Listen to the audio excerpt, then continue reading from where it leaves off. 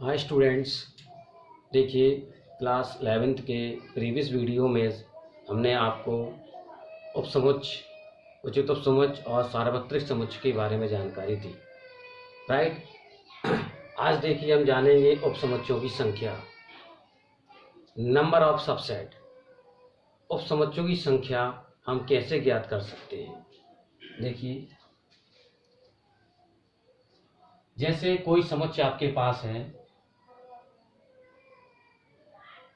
या माना किसी समुच्चय में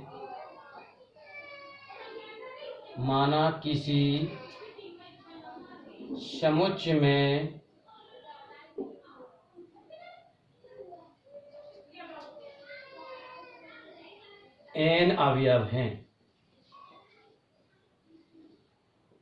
ठीक है, मतलब ये हमने ऐसा मान लिया है कि किसी समुच्चय में अवयवों की संख्या n है। अब देखिए, तब उपसमुच्चयों की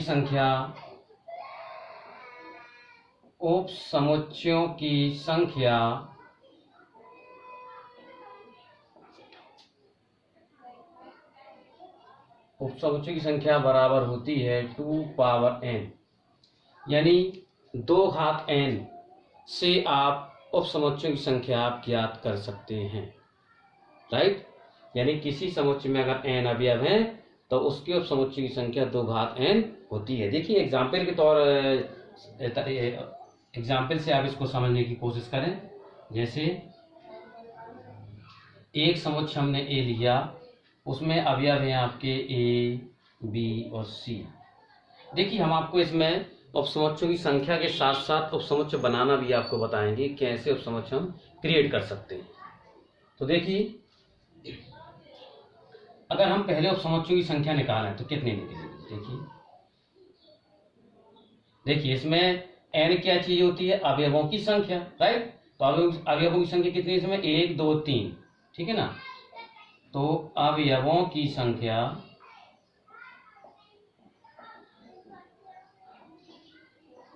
बराबर कितनी है, 3।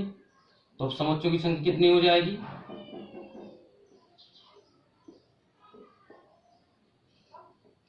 उपसमुच्चयों की जो संख्या हो जाएगी आपकी वो 2 पावर n। n का मान कितना हुआ, 3। समझ रहे हैं आप लोग। n मीन्स क्या है, अवयवों की संख्या। तो अवयवों की संख्या 3 है, तो ये हमने n की जगह प्लेस किया है 2 घात 3। 2 घात 3 को सॉल्व करें तो कितना मिलेगा आपको, 8। यानी अवयवों की संख्या कितनी होगी आपकी, 8। यानी कि अगर समुच्चय में 3 अवयव हैं तो उसमें उसके 8 उपसमुच्चय बनेंगे। अब ये जानिए कि 8 उपसमुच्चय कैसे बनेंगे। ठीक है ना, हम आपको उपसमुच्चय भी बनाना बताते हैं। देखिए उपसमुच्चय, देखिए तो उपसमुच्चय कैसे बनाएंगे हम। तो इसमें प्रत्येक अवयव को लेकर उपसमुच्चय बनता है। पहले सिंगल मतलब एक एक अवयव को लेकर, फिर दो अवयव को लेकर, फिर 3 अवयव को लेकर। मतलब अब आपके समुच्चय में जितने भी अवयव दिए हों, बारी बारी से 1 अवयव, फिर 2 अवयव, फिर 3 अवयव, फिर 4 अवयव, इस प्रकार से लेकर हम उपसमुच्चय क्रिएट करते हैं, बनाते हैं। तो देखिए, तो हम पहले एक एक अवयव ले रहे हैं, तो हमने a को लेके बनाया, और चूंकि समुच्चय इसलिए अवयव को मंझले कोष्ठक के अंदर ही लिखना है। ऐसे अगला अवयव b ले लिया हमने, अगला c ले लिया। तो एक एक अवयव को लेकर ये 3 उपसमुच्चय आपके तैयार हो गए। अब दो अवयव को लेकर बनाएंगे हम। 2 अवयव हमने a b ले लिए, ठीक। अब bc ले लिया हमने, ठीक। अब a b हो गया, bc। अब ac या c है, बता चुके क्रम का इसमें कोई अंतर नहीं होता है। दो अवयव को लेकर हो गए। अब 3 अवयव, तो 3 अवयव तो चूंकि एक ही है, एक ही बार में आ जाएंगे तीनों, a b c। देखिए 2 अवयव एक बार में नहीं आ रहे, क्योंकि अवयव की संख्या 3 है। तो दो जो अवयव होंगे, दो अवयव के आपके 1 2 3 सेट बनेंगे आपके। ठीक है ना, लेकिन 3 अवयवों का केवल एक ही सेट बनेगा। ठीक है, तो कितने आप काउंट कर लें, कितने उपसमुच्चय बने, 1 2 3 4 5 6 और 7। जबकि उपसमुच्चयों की संख्या तो हमने 8 बताई, और जबकि उपसमुच्चय इसमें कितने बने, 7। तो एक तो कम, एक उपसमुच्चय इसमें कम है। तो जो एक समुच्चय वो होता है आपका 5। Phi is the subset of every set, यानी कि फाई जो होता है, यानी कि जिसको हम कहते हैं रिक्त समुच्चय, फाई जो सिंबल होता है वो किसका होता है? रिक्त समुच्चय का होता है। फाई यानी रिक्त समुच्चय प्रत्येक समुच्चय का उपसमुच्चय होता है, यानी जो भी समुच्चय आपका दिया होगा, अगर आप उसकी उपसमुच्चय बना रहे हैं तो उसमें एक फाई उपसमुच्चय जरूर आएगा। ये आप ध्यान रखिए, फाई तो आना ही आना है, ठीक है ना। तो आप काउंट कर सकते हैं 1 2 3 4 5 6 7 8। देखिए, तो हमने उपसमुच्चय की संख्या 8 बताई थी और 8 ही उपसमुच्चय आपके प्राप्त हुए। बस ये केस आपको ध्यान रखना है कि फाई जो है उपसमुच्चय में आना ही आना है, समुच्चय कोई भी हो। फाई हर एक समुच्चय का उपसमुच्चय होता है, ठीक है। इस प्रकार से ये उपसमुच्चयों की संख्या हम ज्ञात कर सकते हैं और उपसमुच्चय बनाना। अब ये ध्यान रखिएगा, एग्जाम में जैसे आ जाता है कि उपसमुच्चयों की संख्या, तो आप केवल संख्या दे सकते हैं, और उपसमुच्चय बनाने को आ गए तो आप उपसमुच्चय बना सकते हैं, ठीक है। ओके,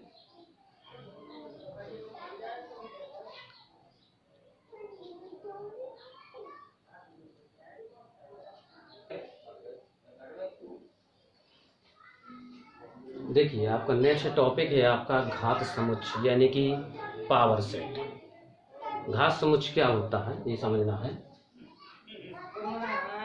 यानी कि किसी समुच्चय के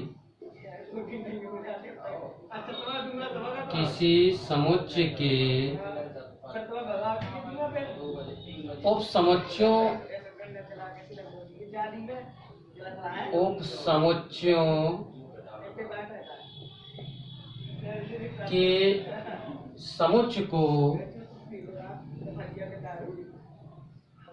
के समुच्चय को घात समुच्चय कहते हैं।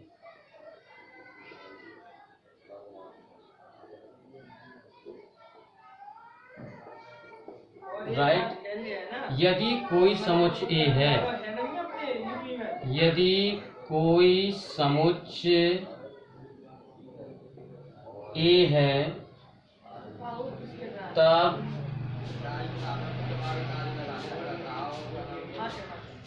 घात समुच्चय को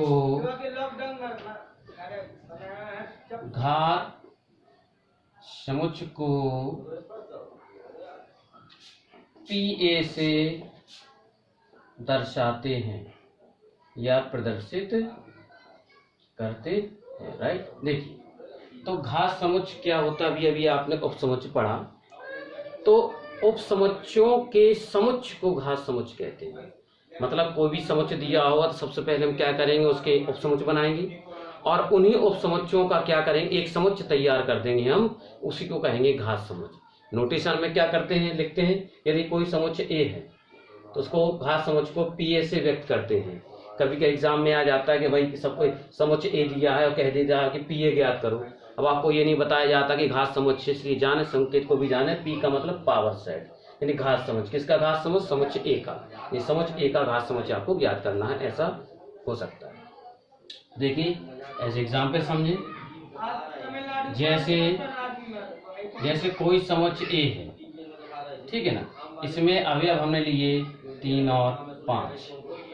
अब इसके देखिए हम घात समुच्चय कैसे बनाएंगे, तो सबसे पहले इसके उपसमुच्चय बना लेंगे हम, ठीक है ना, उपसमुच्चय। तो हमने उपसमुच्चय बनाए इसके, तो उपसमुच्चय कैसे बनाते हैं अभी बताया हमने, पहले एक एक अवयव को लेकर, फिर दो दो अवयव को लेकर। तो एक एक अवयव को लिया हमने, 3 लिया, 5 लिया, अब दो दो अवयव को लेकर 3 और 5, बस 3 अवयव ले नहीं सकते, उसमें 3 अवयव हमारे पास है नहीं, बस एक और समुच्चय आता है इसमें फाई। बताया था फाई जो है सभी का उपसमुच्चय होता है आपका। तो ये आपके उपसमुच्चय हो गए कितने, 1 2 3 4। अब इन्हीं उपसमुच्चयों को क्या करेंगे हम, समुच्चय के रूप में लिखेंगे, तो वो आपका घात समुच्चय कहलाएगा। यानी घात समुच्चय यानी कि PA ए का घात समुच्चय। तो क्या करेंगे, जो अभी उपसमुच्चय आपने बनाए हैं इन्हीं को क्या करेंगे, समुच्चय के रूप में लिख देंगे। समुच्चय के रूप में कैसे लिखेंगे, मतलब इन्हीं उपसमुच्चयों के मझले कोष्ठक में लिख देंगे 5 3 5 5 समुच्चय कैसे बनाते हैं आपको पता है। समुच्चय बनाने के लिए मंझले कोष्ठक में अवयवों को लिखना पड़ता है। जैसे आपको इन उपसमुच्चयों का समुच्चय बनाना है तो क्या करना पड़ेगा, इन उपसमुच्चयों को आपको एक मंझले कोष्ठक के अंदर लिखना पड़ेगा, ठीक है ना।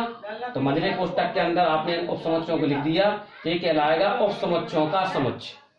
तो उपसमुच्चयों के समुच्चय को क्या कहते हैं, अपन घात समुच्चय कहते हैं, ठीक है ना। तो इस प्रकार से ये हम घात समुच्चय जो है जान चुके हैं कि घात समुच्चय क्या होता है। घात समुच्चय बनाने के लिए आपको क्या करना है, पहले उपसमुच्चय बना लेने हैं, उन्हीं उपसमुच्चयों को आप फिर से एक मंझले कोष्ठक के अंदर लिख देंगे तो वो उपसमुच्चयों का उपसमुच्चयों का समुच्चय होगा और उसी को हम क्या कहेंगे, घात समुच्चय कहेंगे। और एक चीज और जाने इसमें, घात समुच्चय के अवयवों की संख्या। आप देखिए उपसमुच्चय कितने हैं, 1 2 3 4, ठीक है। अब घात समुच्चय में देखिए, यही घात समुच्चय में मंझला कोष्ठक लगा हुआ है। अब मंझले कोष्ठक के अंदर जो लिखे हुए हैं ये क्या है, इस समुच्चय के अवयव। देखिए घात समुच्चय है तो आखिर एक समुच्चय ही, तो इस समुच्चय के अंदर कितने अवयव लिखे हैं, 1 2 3 4। तो यानी कि जितने उपसमुच्चय होते हैं उतने ही घात समुच्चय के अवयव होते हैं। तो अभी आप पढ़ चुके हैं उपसमुच्चयों की संख्या कितनी होती है, 2 पावर n। इसलिए घात समुच्चय के अवयवों की संख्या भी 2 पावर n होती है, ये भी आप जान लें। घात समुच्चय के अवयवों की संख्या, अवयवों की संख्या, घात समुच्चय के अवयवों की संख्या कितनी हो जाती है, 2 पावर n। यही उपसमुच्चयों की संख्या देती है और यही आपकी घात समुच्चय के अवयवों की संख्या, ठीक है ना। तो ध्यान रखिएगा घात समुच्चय क्या होता है, ठीक है।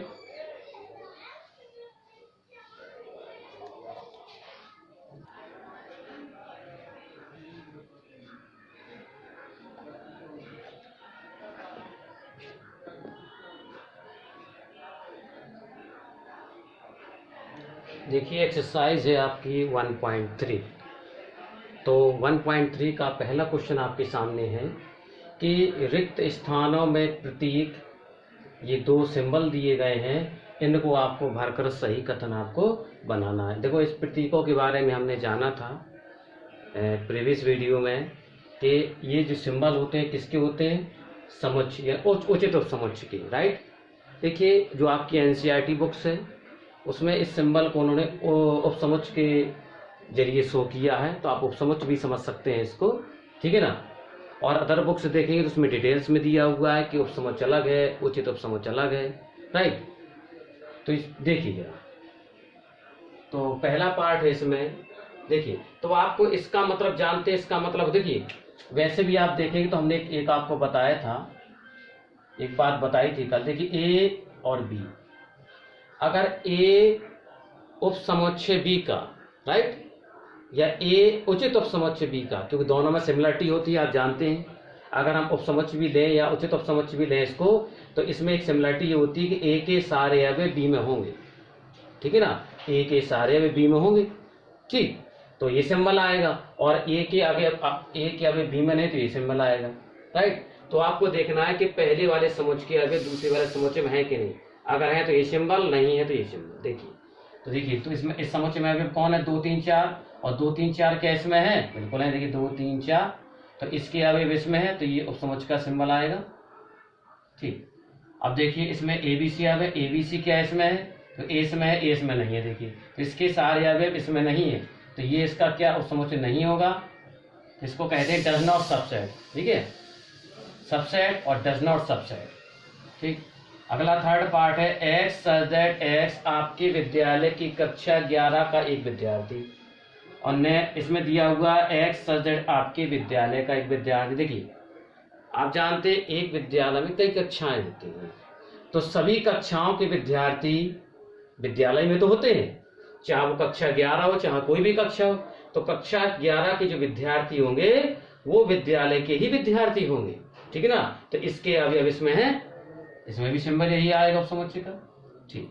अगला एक्स सच दैट एक्स किसी समतल में स्थित एक वृत्त है, और एक्स सच दैट एक्स समान समतल में एक वृत्त है जिसकी त्रिज्या 1 है। देखिए इसमें वृत्त आ रहा है, इसमें त्रिज्या तो हाईलाइट उन्होंने की नहीं है कि त्रिज्या इसमें कौन सी है, राइट। तो इसमें सारे वृत्त आएंगे, राइट, और इसमें केवल वही वृत्त आएंगे जिसकी त्रिज्या 1 है। तो बताइए सारे वृत्त एक त्रिज्या वाले वृत्त में नहीं होंगे।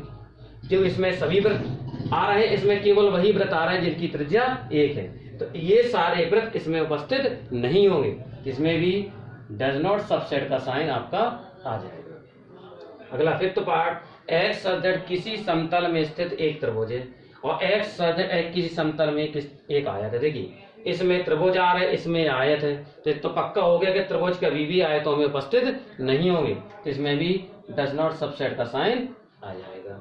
अगला, एक्स सदृश एक्स किसी समतल में स्थित एक समबाहु त्रिभुज है और ये एक्स सदृश एक्स किसी समतल में एक त्रिभुज है। जानते हैं समबाहु त्रिभुज एक त्रिभुज का एक प्रकार होता है, इसकी तीनों भुजाएं बराबर होती हैं। तो इसमें समबाहु त्रिभुज आ रहा है और इसमें त्रिभुज आ रहे हैं। तो जितने भी त्रिभुज होंगे, कोई भी त्रिभुज, चाहे समबाहु त्रिभुज की बात करें, चाहे समकोण त्रिभुज की बात करें, चाहे समद्विबाहु त्रिभुज की बात करें, सारे त्रिभुज इन त्रिभुजों के समुच्चय में उपस्थित होंगे क्योंकि उसमें सभी त्रिभुज आ रहे हैं और ये केवल समबाहु त्रिभुज इसमें उपस्थित होंगे। इसमें सबसेट का साइन आएगा। ठीक। अगला, एक्स सदृश एक्स एक समप्राकृतिक संख्या, इसमें एक्स सदृश एक्स एक पूर्णांक है। जानते हैं समप्राकृतिक संख्या कौन कौन सी होती है? 2 4 6 8, 2 4 6 8। और देखिए, और पूर्णांक की बात करें तो यही पूर्णांकों में होते हैं कि पूर्णांक ऋणात्मक भी होते हैं, पूर्णांक धनात्मक भी होते हैं। तो धनात्मक पूर्णांकों में आपका 2 4 6 8 होगा, बिल्कुल। तो समप्राकृतिक संख्या इनके अवयव होंगे, तो इसमें भी सबसेट का साइन आपका आ जाएगा। ठीक है ना। इस प्रकार से आपका 1.3 का पहला क्वेश्चन आपका कंप्लीट हो जाता है। केवल इसमें 2 सिंबल आपको फिल करने थे जिससे ये सेंटेंस आपका सही हो जाए, राइट।